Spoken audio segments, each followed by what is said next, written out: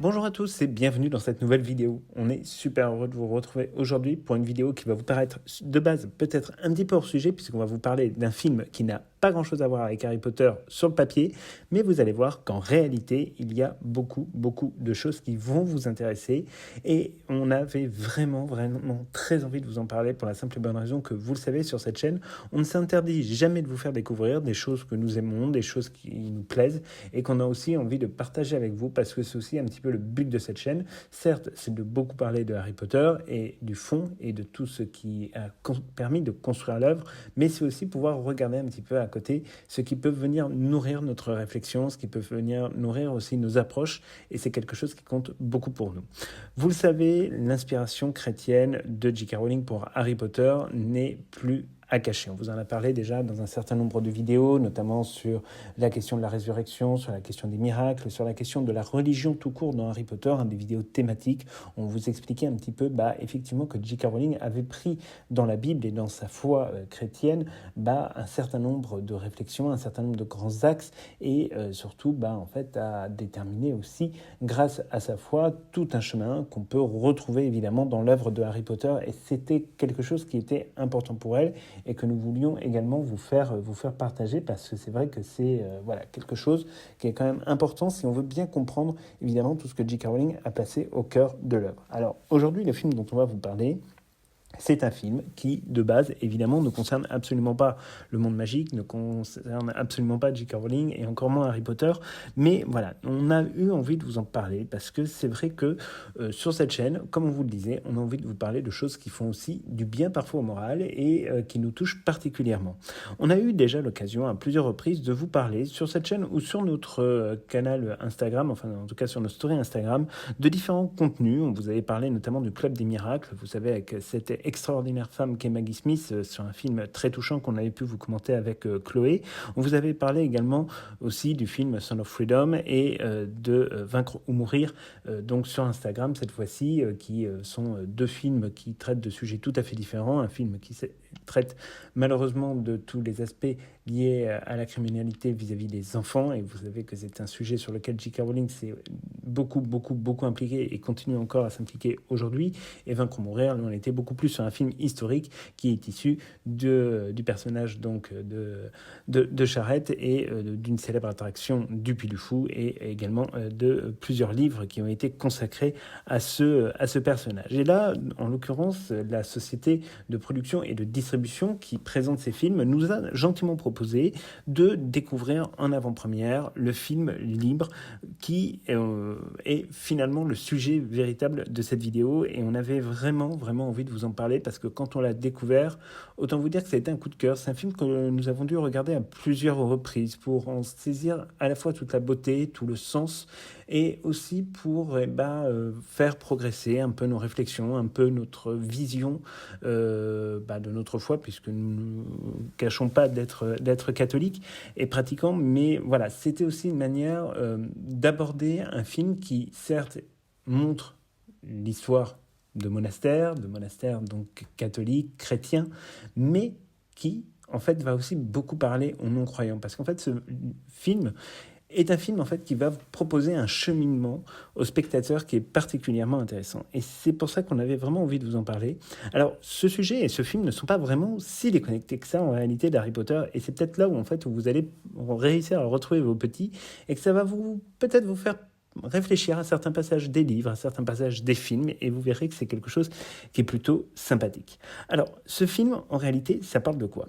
On sait que dans le monde, il y a plus de 2000 monastères qui abritent donc des frères et des sœurs qui renoncent à la vie du monde extérieur pour découvrir en eux une vie intérieure qui est évidemment une vie spirituelle, mais une vie évidemment très riche. Alors, on a souvent beaucoup de clichés sur les moines, sur les moniales, donc sur les frères et les sœurs, mais en réalité, tous ces clichés, si vous voulez, qui ont parfois la vie dure, sont peut-être des clichés que notre époque malmène, entre guillemets, mais en réalité, il y a dans cette dimension monastique quelque chose de très beau.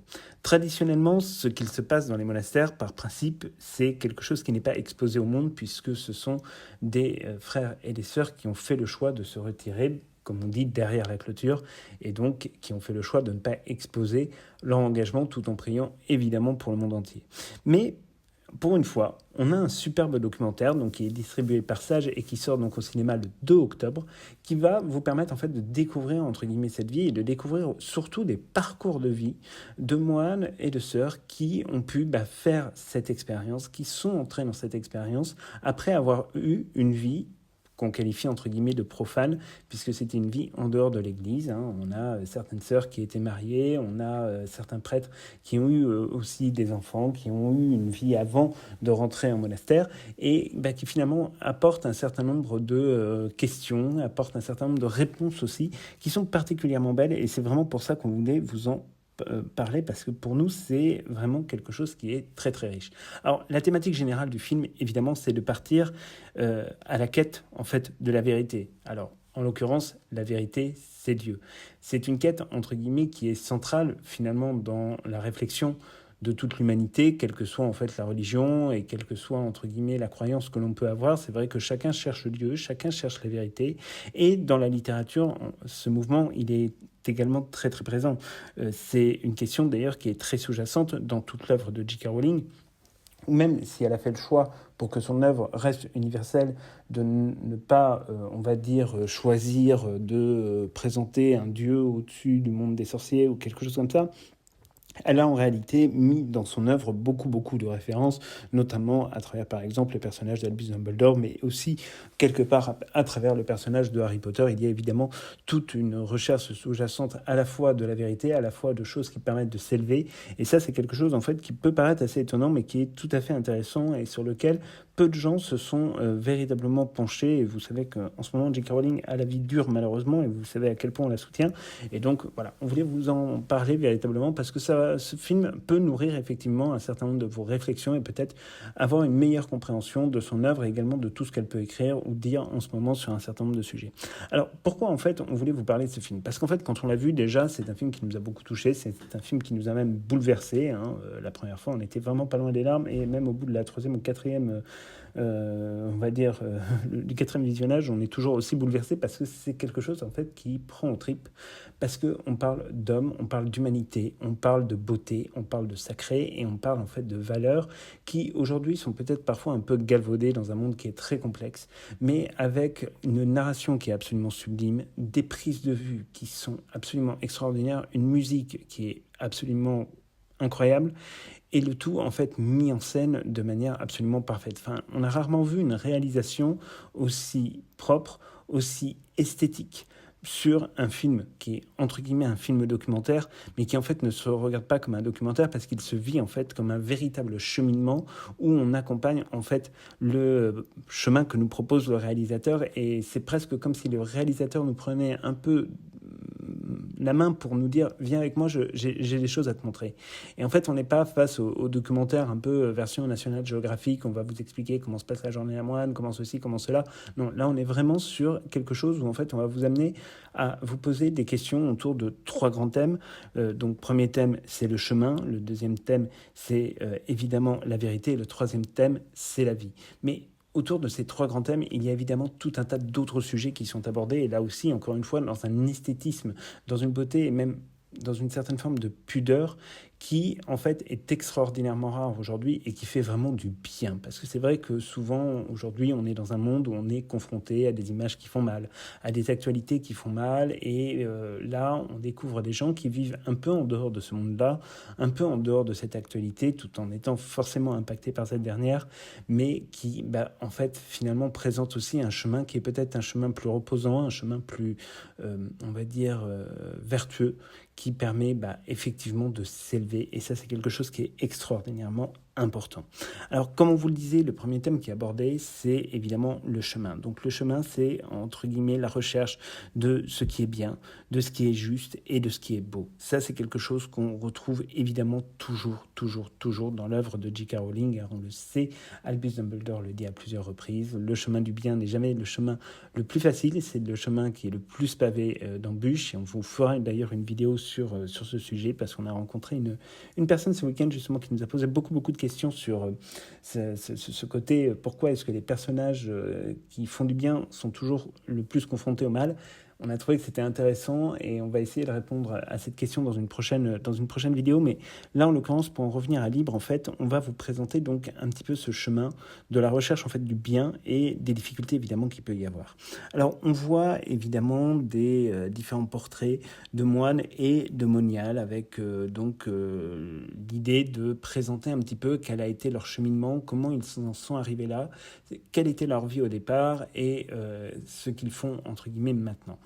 Et si vous voulez, là où c'est quelque chose qui est particulièrement riche, c'est qu'on voit bien en fait que, si vous voulez, c'est des gens qui ont une vie un peu comme vous, comme nous, tous les jours, métro, boulot, dodo, femme, enfant, tout ce sujet-là, des vies en soi relativement classiques, parfois des vies aussi extrêmes, mais qui montrent en réalité que finalement, il y a aujourd'hui des manquements dans la société qui ne réussit pas à combler les désirs en fait de tout le monde. C'est-à-dire que concrètement, personne ne se satisfait aujourd'hui du métro boulot dodo, ni d'une vie où on est confronté moche, qu'on est confronté à de la violence, à toutes les formes d'horreur possibles et imaginables qu'on voit dès qu'on allume une télévision. Enfin, c'est vrai qu'on est toujours très très impacté là-dessus. Et en l'occurrence, c'est vrai qu'on nous propose un chemin au travers des différents portraits qui sont faits, où en fait l'idée c'est aussi de savoir et de comprendre comment il est possible d'affronter ses failles, d'affronter ses faiblesses. Alors on sait que tout cela est difficile, mais c'est aussi en s'affrontant soi-même qu'on est capable d'emprunter le chemin vers le beau. Et ça, c'est quelque chose qui est assez intéressant parce que ça soulève la question de savoir si on est suffisamment exigeant, par exemple, avec nous-mêmes. Et ça, c'est une question, on le sait d'ailleurs, que se pose beaucoup Albus Dumbledore, et on le voit dans un certain nombre de ses réflexions, où en fait, on a le sentiment qu'à la fois, il est exigeant vis-à-vis de lui-même et qu'il sait aussi qu'il est insuffisant vis-à-vis de lui-même. Et que donc, à travers cette propre insuffisance et cette faillibilité qui peut être la sienne, en fait, il est à la recherche de quelque chose qui l'élève, de quelque chose qui soit plus beau, et de quelque chose qui lui permette, entre guillemets, de découvrir le chemin vers le bien, mais avec toutes les difficultés que cela comporte, évidemment tous les deuils, toutes les difficultés et tout ça. Alors, il est dit dans ce très beau film qui est Libre, qui est un film de base espagnol, que les monastères sont généralement des endroits qui sont protégés du monde extérieur, comme Poudlard par exemple, au final. Mais ce qui n'empêche pas les monastères de se confronter aux difficultés du monde, ce qui n'empêche pas évidemment de se confronter au tracas, et ce qui ne va pas évidemment les empêcher de se confronter à l'actualité quand malheureusement les actualités viennent entre guillemets les impacter. Alors c'est vrai que cette dimension entre guillemets de se retirer un petit peu du monde et d'être à un endroit qui est relativement protégé, c'est quelque chose aussi qu'on retrouve un peu dans l'œuvre de Harry Potter, et puisque J.K. Rowling a toujours voulu et décrit Poudlard comme étant un lieu qui était un lieu, outre la dimension éducative, qui pouvait permettre en fait à chacun de trouver sa bonne place et surtout de s'arracher en fait au tracas du quotidien et à la difficulté. C'est par exemple ce qu'aurait dû saisir Tom Jedusor comme chance. C'est ce qu'aurait dû et pu choisir d'autres personnages qui ont mal tourné et qui n'ont pas fait ce choix, alors qu'en réalité on leur proposait effectivement de s'arracher parfois à des déterminismes familiaux extrêmement complexes, comme c'est le cas par exemple dans la famille Malfoy, dans la famille Black, etc., mais que certains n'ont pas pu, malgré le fait qu'ils étaient protégés à l'intérieur des murs de Poudlard, malgré le fait que c'était quelque chose de compliqué, ils n'ont pas réussi à faire ça. Mais dans la dimension de réflexion qui a été celle de J.K. Rowling sur Harry Potter, on sait qu'il y a eu beaucoup de choses à travers véritablement cette recherche de permettre à chacun de trouver un endroit où en fait il puisse se construire et construire sa vie dans un chemin qui est peut-être différent du chemin que la société lui aurait imposé si cet endroit n'avait pas existé. Et ça, c'est quelque chose qui est très intéressant. Alors évidemment, certains profils dans ce film nous ont beaucoup touchés, et certains sont très surprenants. Alors on pense notamment par exemple à un frère qui dans sa jeunesse était très branché sur tout ce qui était ésotérisme, satanisme, enfin toutes ces choses un peu délirantes, et dont il a fait en fait l'expérience. Il a fait l'expérience du chemin du mal, comme beaucoup de personnages, par exemple dans Harry Potter, on pense notamment à Draco Malfoy, mais en fait au bout, il s'est rendu compte que servir le mal, et en l'occurrence pour Draco Malfoy c'était servir Voldemort, là en l'occurrence c'était pour servir Satan, mais vous savez que Satan et Voldemort en réalité, il y a une connexion très très forte entre ces deux personnages, puisque Voldemort est l'image du mal absolu, ce qui est Satan, évidemment, dans le monde réel. Il y a véritablement eu, entre guillemets, ce chemin qui a été fait, entre guillemets, vers Satan, vers Voldemort pour le personnage de Draco Malfoy, mais qui en fait n'amène à rien. Et c'est ce que le frère en fait réussit à mettre parfaitement en mesure, c'est que en fait le mal n'amène à la perte en fait de l'estime de soi, et donc à se perdre soi-même, et à en fait ne plus réussir à distinguer quel est le chemin à emprunter et quel est le bon chemin. Et ce prêtre, il a tout à fait raison, et c'est très intéressant de le présenter sous cette forme, parce que c'est vrai qu'on a pu le ressentir sur un certain nombre de personnages qui parfois ont fait les mauvais choix dans leur vie et qui ensuite se sont rattrapés un petit peu plus tard. Alors on sait que ce prêtre, en tout cas ce moine, a décidé de renoncer à Satan. Alors, non par choix, c'est pas lui qui a directement choisi, mais c'est aussi, et il le dit surtout parce que les prières de sa mère lui ont montré qu'une autre voie était possible. Et là aussi, c'est un peu quelque chose qu'on peut relier à l'image donc, de la Sainte Mère de Dieu, la Vierge Marie, qui a toujours été un guide pour son fils. Là aussi, le parallèle avec l'œuvre de J.K. Rowling est assez facile à faire, en fait, avec le personnage de Lily Potter qui, dans ses prières, dans ce qu'elle souhaitait pour son enfant, dans ses actes, a réussi en fait, à sauver son fils du mal absolu, à le protéger et à en faire finalement un guide pour battre le mal incarné, vous le savez. Donc il y a là aussi quelque chose qui est très fort en fait dans ce rapport, mais on vous a toujours dit que J.K. Rowling avait un rapport à la maternité qui était très particulier, mais qui est empreint en fait de cette culture chrétienne, où effectivement la mère a toujours eu une vocation, et c'est pour ça que le reproche qu'on fait souvent à l'Église de dire il n'y a pas assez de femmes, etc., et tout, ce qui en réalité est absolument faux, en réalité, on s'aperçoit bien que les femmes ont une importance prépondérante dans la religion chrétienne pour la simple et bonne raison qu'elles apportent effectivement cette capacité de sauver le monde, et que sans elle, les choses seraient parfois plus compliquées. Et là, en l'occurrence, ce moine a été sauvé par les prières de sa maman, par le groupe de prières que sa maman avait monté pour le délivrer, entre guillemets, des griffes du mal, ce qui a fonctionné, puisque un jour, ce prêtre a fait donc le choix contraire. Il a été appelé par le Seigneur, et donc du coup, il a réussi en fait à se sauver et à s'arracher donc au mal. Alors certains appelleront ça peut-être de la conscience, mais bon, au final, nous, dans notre conception, et c'est le chemin aussi qu'on vous propose comme axe de réflexion, c'est au final de toute façon le Seigneur qui guide chacun d'entre nous, et voilà, c'était pour nous quelque chose d'assez impressionnant de voir ce cheminement qui avait pu être fait. Et ce qui ressort aussi des chemins qu'on nous offre tout au long de ce documentaire, on sait qu'il y a toujours au cœur le sujet donc de donner évidemment un sens à sa vie, ce qui là aussi est un questionnement sous-jacent de J.K. Rowling dans l'œuvre de Harry Potter, et même d'ailleurs dans ses autres œuvres, c'est-à-dire quel sens va prendre véritablement notre vie, qu'est-ce que notre vie, pourquoi est-ce qu'on est là. C'est une question qui est vieille comme le monde, qui a été abordée par à peu près tous les philosophes possibles et imaginables, mais c'est une question qui est évidemment au centre de la réflexion de toute l'humanité, et c'est évidemment une question qui va trouver des réponses. Alors pour les moines hémoniales qu'on voit dans le film, c'est évidemment un sens religieux, et puis pour d'autres, ça pourra passer par d'autres aspects. Mais en l'occurrence, la réponse qui nous est fournie dans le livre, et qui est très intéressante, c'est que le sens religieux est peut-être celui qui est le mieux, car en fait, avec ce sens-là, on atteint la vie, on atteint le beau, on atteint finalement le bien. Et ça, c'est quelque chose qui nous a vraiment beaucoup touché. Alors, il y a aussi dans ces parcours, en fait, la question de se séparer de ses peurs.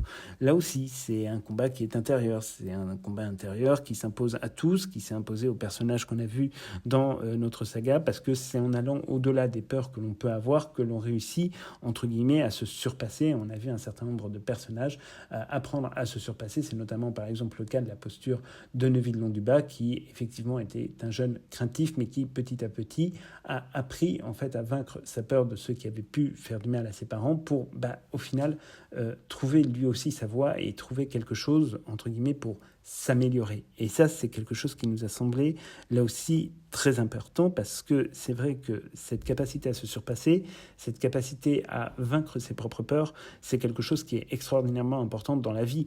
Et en fait, pour vaincre ses peurs, il faut être libre. Ça, c'est une phrase aussi qui nous a beaucoup marqué. Parce que c'est vrai que quand on est libre, les peurs, en fait, elles s'envolent parce que, quelque part, on croit en quelque chose de plus fort qui est notre propre personne, qui est évidemment les personnes qui nous accompagnent, les personnes qui nous aiment, et que ces personnes-là vont nous aider en fait à nous surpasser. Et là-dessus aussi, ça nous a évidemment beaucoup parlé. Et encore une fois, on le dit souvent, mais ça nous a beaucoup touché. Alors, ce qui est intéressant évidemment dans tous ces engagements, c'est qu'au centre de tout ça, on retrouve évidemment la question de l'amour.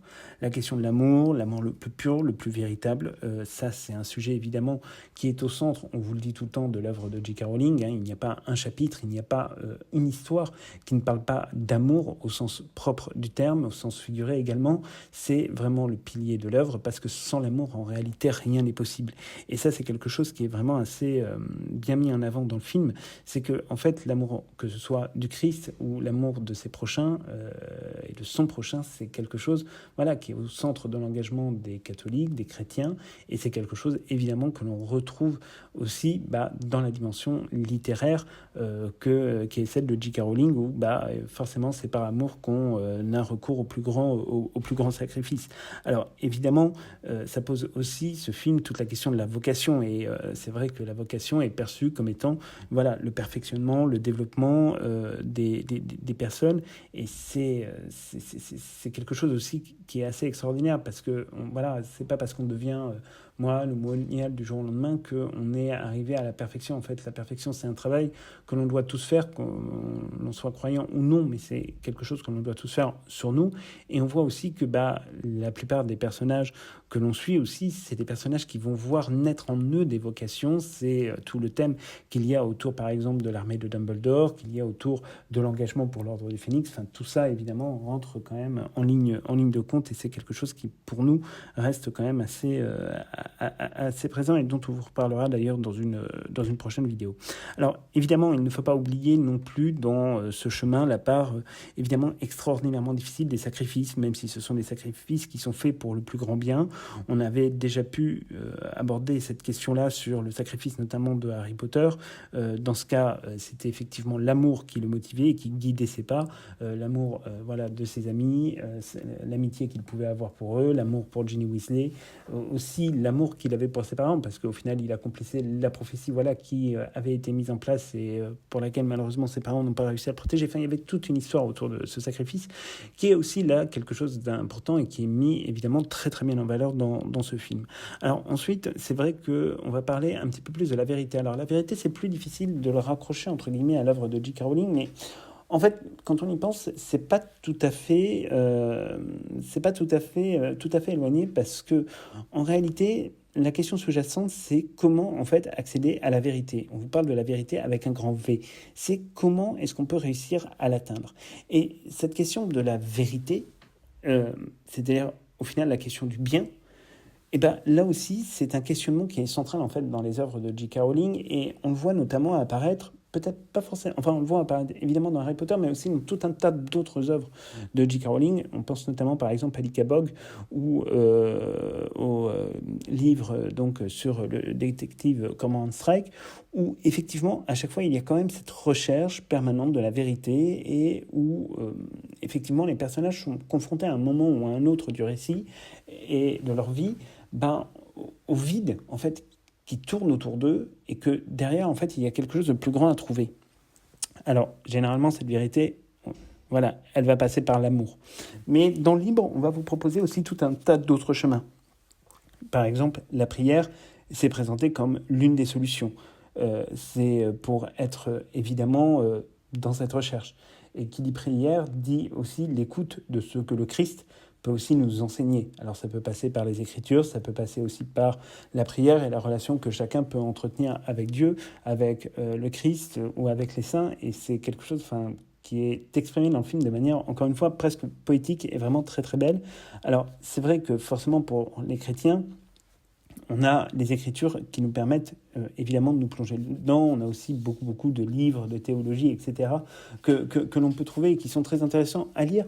D'ailleurs, encore une fois, que l'on soit croyant ou pas, et ça, c'est peut-être l'une des plus grandes richesses du film, c'est que vous croyez ou que vous ne croyez pas, en fait, vous allez être embarqué dans un chemin qui va vous pousser à vous poser des questions sur votre quotidien et sur la manière, en fait, dont vous vivez. Parce que le film pointe aussi des sujets qui sont très importants. Alors, on en retient un, là, entre mille autres, parce que c'est vrai que sinon, on pourrait faire une vidéo vidéo de 30 heures, c'est le fait qu'aujourd'hui, dans le monde dans lequel on vit, on est toujours occupé. C'est-à-dire qu'il n'y a plus de place, entre guillemets, pour le silence. Alors, on ne parle pas du silence, genre on se tait et on dit rien, mais en fait, le silence qui permet les vraies conversations, qui permet les vraies actions aussi. C'est-à-dire un silence qui est vécu de manière certes intérieure, mais ouverte sur l'extérieur. Ça peut vous paraître un petit peu conceptuel, mais c'est vrai que souvent, on a tendance à être dans des environnements où, voilà, il y a beaucoup de bruit autour de nous, les téléphones qui sonnent, les notifications qui tombent, tout ça en permanence. Et en fait, pour se faire entendre, on pense souvent qu'il faut faire du bruit pour voilà, qu'on nous voit, qu'on nous remarque. Mais parfois, en réalité, c'est le contraire qui permet véritablement d'exister et de trouver le bon message. Car quand on est trop envahi par le tourbillon du monde, eh ben, au final, on n'arrive plus du tout à se faire entendre parce que le bruit est tellement immense qu'en réalité vous n'entendez même plus votre voisin. Et c'est vrai qu'aujourd'hui, combien de fois dans les familles ou autres, personne ne se parle, les gens ne se parlent plus, les gens ne mangent même plus ensemble, ou alors ils mangent avec leur téléphone sur la table. Et ça, si vous voulez, c'est des choses qui ne sont pas bien. Et ce film permet en fait de remettre un petit peu les points sur les i là-dessus en disant mais c'est vrai qu'il y a un autre chemin à suivre et cet autre chemin, évidemment, il est intéressant. Alors, évidemment, plonger dans le silence, c'est plonger en soi pour trouver les réponses effectivement à apporter aux malheurs que l'on peut connaître dans le monde, aux difficultés que l'on peut traverser. Et ça aussi, c'est quelque chose auquel, finalement, dans l'œuvre de J.K. Rowling, on voit que Poudlard est un environnement qui, certes, est protégé, mais impacté par le monde extérieur, avec, par exemple, la Gazette du Sorcier et tous les événements qui peuvent venir inquiéter les enfants, inquiéter les enseignants, etc. Mais au final, c'est vrai que ça reste quand même quelque part quelque chose sur lequel on peut se concentrer. Et on voit que certains personnages arrivent d'ailleurs à vivre parfaitement dans leur monde. Et c'est aussi une manière d'exprimer aussi ce silence d'une manière peut-être parfois originale, d'une manière peut-être parfois un peu différente, mais ça reste quand même quelque chose qui est extraordinairement intéressant. Alors, il y a évidemment aussi toute l'idée de la vie en communauté au sein d'un monastère. Hein, forcément, voilà, ils vivent enfermés derrière la clôture du monastère en permanence. Et forcément, voilà, la vie en communauté, c'est aussi quelque chose qui est passionnante, mais qui est un peu difficile, mais qui oblige en fait à la fois à l'introspection, mais qui oblige aussi chacun à œuvrer de manière individuelle pour une collectivité. Et ça, c'est aussi quelque chose qui est très intéressant, mais c'est aussi ce qu'on voit dans Harry Potter avec le système des maisons et le système effectivement où il faut que chacun fasse entre guillemets du mieux qu'il peut pour s'améliorer et puis voilà, pour permettre à la communauté de s'élever. Et ça, c'est quelque chose qui de toute façon a toujours beaucoup compté dans le christianisme, c'est-à-dire que voilà, on ne peut pas tout faire tout seul et on ne peut faire qu'ensemble. Et ça, c'est aussi un des très très beaux messages du film. Alors évidemment, il y a aussi toute une partie qui est très difficile à aborder et à regarder, c'est la question de la souffrance. La souffrance face à la maladie, face à la perte de proches, face aux difficultés de la vie quotidienne, qui sont parfois extraordinairement complexes, notamment une sœur qui est malade, qui s'approche malheureusement de la mort, mais qui en réalité ne craint rien puisqu'elle aime Jésus et elle sait que Jésus l'attend. Et en fait, ce témoignage, et encore une fois, un non-croyant pourra peut-être y voir des choses différentes, mais il y a une beauté dans ce témoignage qui est absolument fondamentale. Enfin, nous, là, pour le coup, ça nous a vraiment, vraiment beaucoup, beaucoup touchés. Et rien que pour le témoignage de cette sœur, ce film vaut en fait la peine d'être vu, parce que, vous le verrez, c'est puissant, c'est très fort. C'est extraordinairement fort et nous, ça nous a beaucoup, beaucoup touchés. Enfin, dernier thème qui est abordé, évidemment, c'est la question de la vie, c'est la question du bonheur, c'est la question du partage. Et en fait, là aussi, alors cette partie est peut-être la partie qui est la moins développée, entre guillemets, parce qu'elle arrive à la fin du documentaire, mais qui au final se nourrit des deux précédents cheminements qu'on vous a proposés, c'est-à-dire le chemin et la vérité, avant d'arriver à la vie et cette liberté donc qui nous appartient et qui est effectivement, comme le dit très très bien un frère, le plus grand don de Dieu. Et nous, c'est vrai qu'il y a une interrogation à la fin du film qui nous a été posée, qui nous a beaucoup intéressés. Alors, pour ceux qui croient et qui croient en Dieu, c'est quelque chose qui peut-être vous interrogera aussi. Et pour ceux qui ne croient pas, peut-être que cela peut aussi vous permettre de vous poser la question et de vous intéresser, pourquoi pas, à qu'est-ce qu'il y a derrière cette question. Et cette question, c'est: le Christ vit, et toi, où es-tu ? Ça, c'est une belle question. C'est une très très belle question. Alors, encore une fois, on vous le dit, on est dans un sujet qui est complètement hors sujet sur notre chaîne et dès samedi, on reviendra à des sujets plus terre à terre et qui sont plus en connexion avec notre lien. Mais voilà, rien que ce questionnement, bah pour nous, c'est en fait ce que le film nous a apporté, c'est vraiment de nous interroger et de nous bouleverser sur cette question-là. Alors, on ne sait pas si elle peut parler véritablement à des non-croyants, mais elle peut pousser en tout cas à la réflexion sur, en fait, où est-ce qu'on en est dans nos vies, où est-ce qu'on se situe, où est-ce qu'on veut aller, est-ce qu'on veut se dépasser, comment, pourquoi, à quel service, pour quelle communauté. Enfin, vous voyez, c'est des choses comme ça. Enfin, c'est des réflexions qui sont d'une beauté absolument fondamentale. Et on aurait une chaîne YouTube de philo, franchement, on adorerait pouvoir disserter dessus. Mais là, en l'occurrence, c'est vrai que cette question, le Christ vit et toi, où es-tu, c'est quelque chose qui nous a pris presque à la gorge. Mais en tout cas, voilà, on voulait vraiment vous présenter ce film libre, donc qui sort dès le 2 octobre dans toutes les salles. Vous pouvez aller sur le site de sage.com pour regarder un petit peu tout ça. D'ailleurs, ils ont une super plateforme de streaming qu'on vous recommande avec beaucoup d'entrain qui s'appelle Sage Plus, qui vous permet en fait d'accéder à tout un tas de films. Alors, il y a des films, il y a un petit peu de tout, hein. Ça va du Gendarme de Saint-Tropez jusqu'à un superbe film sur voilà la vie de Sainte Thérèse de l'Enfant Jésus. Il y a aussi un très très bon film qu'on a vu dans l'avion qui s'appelle Cabrini. Enfin, vous avez tout un tas de films qui sont absolument magnifiques, qui sont à la fois chrétiens et qui en même temps ne le sont pas. Donc c'est vraiment une plateforme de streaming. Enfin, nous personnellement, on a résilié Netflix pour s'abonner à Sage Plus parce qu'il y avait des contenus qui nous convenaient beaucoup plus et qui surtout n'étaient pas des contenus entre guillemets qui disparaissaient au bout de 3 jours. Donc nous, on vous le recommande. Vous pouvez aller sur le site donc pour voir un petit peu où se situent les séances. Nous, on essaiera de vous mettre en story sur Instagram et dans la description de cette vidéo le lien pour que vous puissiez trouver vos salles de cinéma parce que malheureusement, c'est les films qui sont des films à petit budget et qui donc ne sont pas distribués dans tous les cinémas. Mais en l'occurrence, Libre a eu un énorme succès en Espagne et on espère que ce succès sera aussi en rendez-vous en France parce que c'est vraiment un film dont on ne pouvait pas ne pas vous parler, même si encore une fois c'était un sujet qui était hors sujet. C'était vraiment quelque chose qui nous plaisait énormément. Donc c'est tout pour cette vidéo. On espère vraiment qu'elle vous aura plu. On remercie encore une fois Sage pour nous avoir permis d'accéder à ce film, de le voir en avant-première, d'en profiter et de nous avoir permis de nous poser tout un tas de questions et de peut-être nous redécouvrir aussi d'une certaine manière dans ce film. Et on espère véritablement que vous pourrez aller le voir et que vous pourrez venir nous dire en commentaire « Ce film m'a plu, même si je ne crois pas, même si je ne suis pas croyant, je suis allé le voir et je me suis dit qu'il y avait peut-être des questions que je pouvais, entre guillemets, aborder. » Et vous verrez en plus que dans ce film, qui, voilà, encore une fois, est d'un esthétisme absolument éblouissant, et ben, il y a des choses qui vous font forcément penser à l'œuvre de J.K. Rowling. Donc c'est tout pour cette vidéo et on se retrouve dès samedi pour plein de nouvelles aventures. À très bientôt.